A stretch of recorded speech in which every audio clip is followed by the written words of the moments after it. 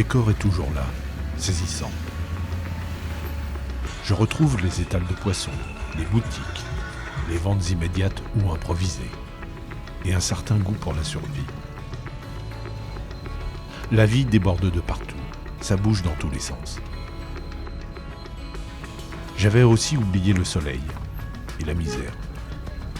Mon corps en avait oublié le goût et l'odeur. Elle est là, ouverte, violente, colorée, envahissante.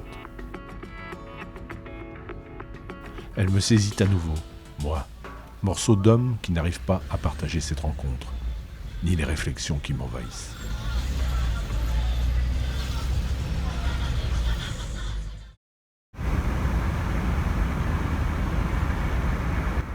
« 9 décembre. Ici, les paysages laissent couler la vie, de terrasse en terrasse. Ce premier jour est celui du planning à déterminer et des moyens à répartir.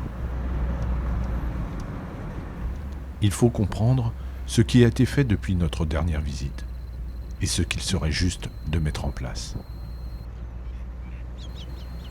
Nous savons l'ampleur des demandes et la difficulté de refuser une aide quand les moyens sont épuisés.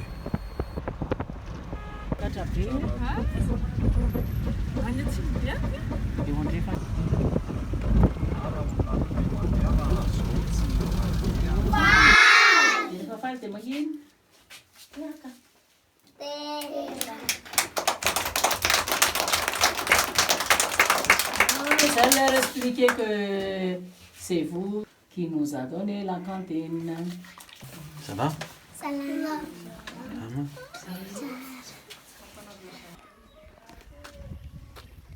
Rien n'a changé depuis la dernière fois. Les enfants sont toujours répartis dans 2 classes, installés dans 2 maisonnettes. Bonjour. Ils mangent combien? 4 fois par semaine? 3. 3 fois par semaine? Non, parce que le nombre d'enfants. Le nombre d'enfants s'est augmenté pour qu'ils puissent tous manger quand même. Jusqu'à présent, Faza Soma distribue ici des repas pour 76 enfants. Depuis la rentrée, leur nombre s'élève à 102. Il a donc fallu prendre une décision difficile. Le choix a été fait de nourrir tous les enfants. Mais pour prendre en charge les nouveaux venus, il a fallu enlever un jour de cantine.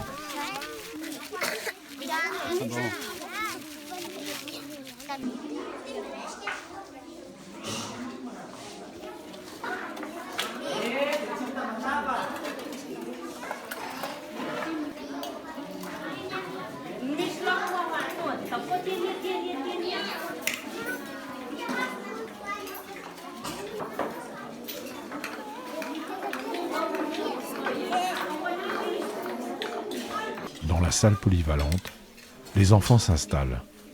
Certains ont marché 5 km pour rejoindre l'école. Ils vont pouvoir manger calmement.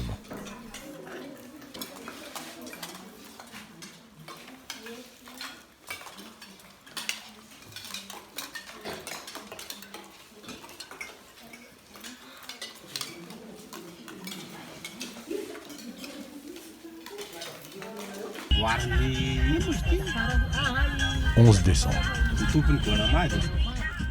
Ce matin, nous partons pour Fanjin. La route est longue et chaotique. Le bitume est défoncé et les 2 heures de trajet sont éprouvantes. Le paysage reste néanmoins captivant, surprenant.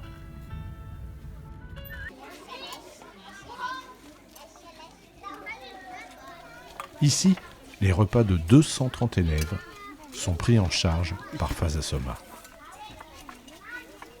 L'état de l'école s'est légèrement amélioré depuis ma dernière visite. Les enfants semblent moins touchés par le manque de nourriture. Je me plais à penser que l'association y est en partie pour quelque chose. Mais ici, comme ailleurs, le nombre de demandes s'amplifie.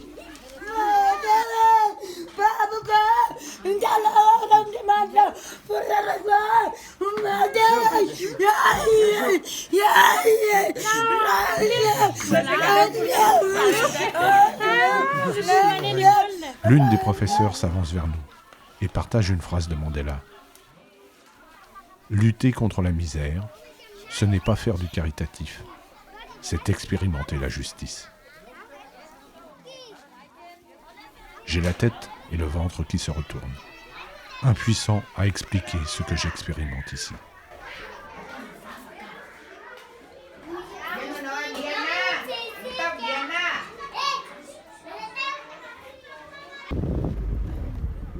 Hein? 12 décembre. Aujourd'hui, c'est la fête des vieux. Ils sont parfois logés dans leur famille, mais doivent aller mendier leur nourriture, car il n'y a pas assez à manger pour tous. Certains dorment au marché, sur des planches de bois.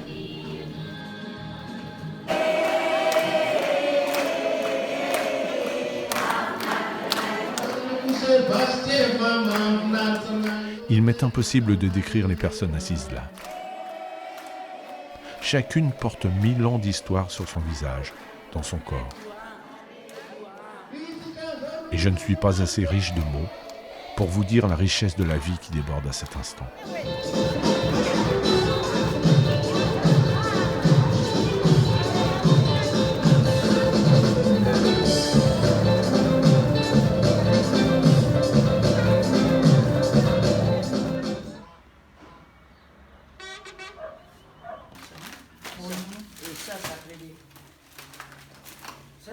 « 13 décembre.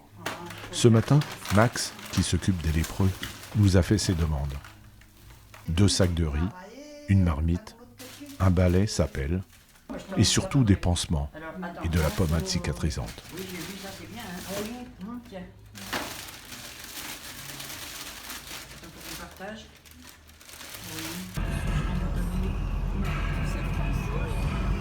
« 14 décembre.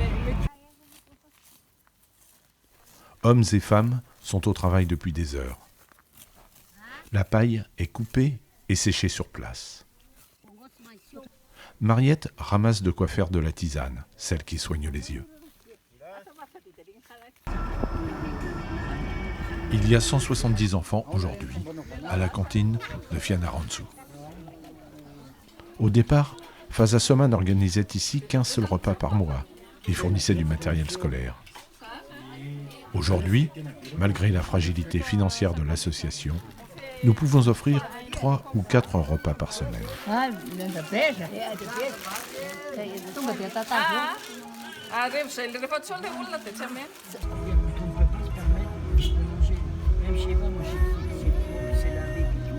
« 16 décembre. Esprit sensible, revenez demain ou fermez les yeux.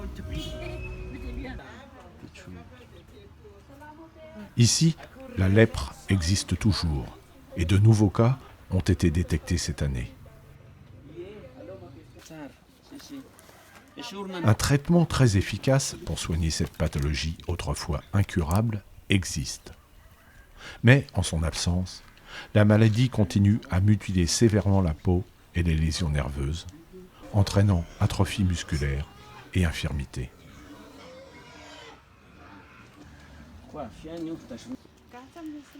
Nous n'avons plus de salle de soins ici pour les opérations légères. Les soins se font dehors, avec les poulets, les mouches, et avec le seul matériel que quelques personnes nous ont donné avant de partir, et un peu de matériel récupéré, de vieux ciseaux, un rouleau de sparadrap bien usé, et beaucoup d'amour. Cette année, j'ai beaucoup de mal à dormir. Je suis ébouriffé de l'intérieur, écorné du dedans.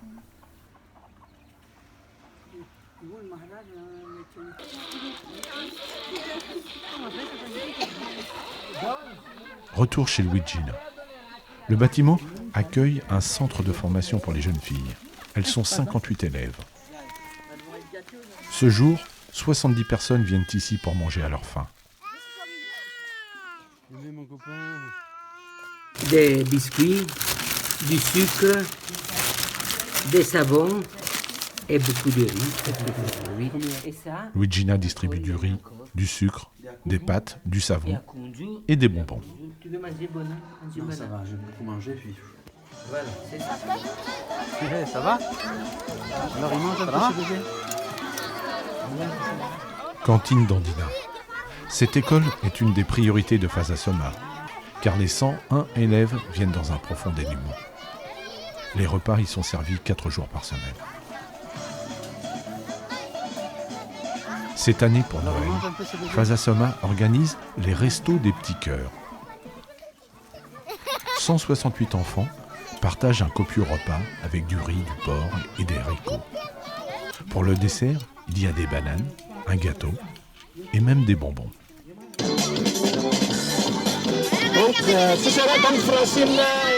Rire, danse, la joie se partage entièrement.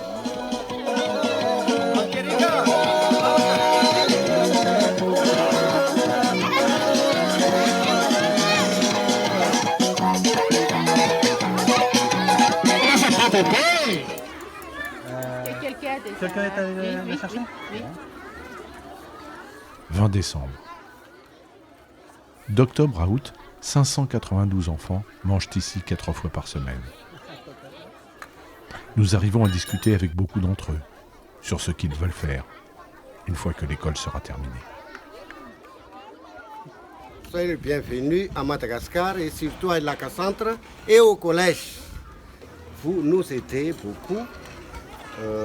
Si on parle de la cantine, il y a beaucoup d'enfants qui viennent de la campagne pour étudier ici au collège et ils rencontrent des difficultés et c'est pourquoi nous sommes très contents de votre aide, surtout votre association qui nous aide.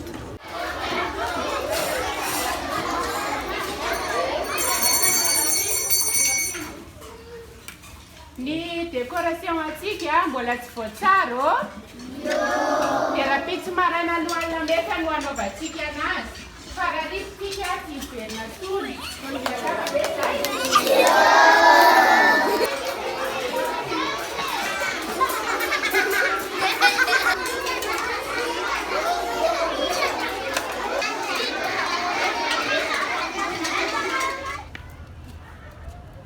Comment tu veux qu'ils peuvent aller à Fasasoma, c'est pas possible.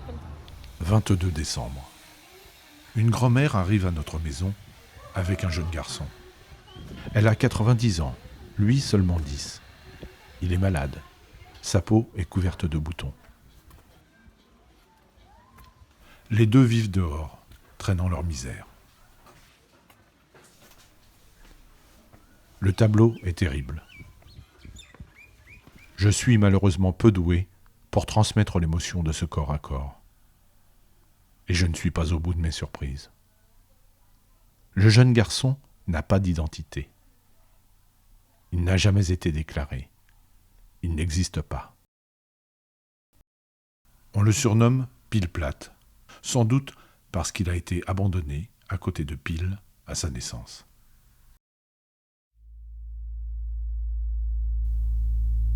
C'est la stupeur.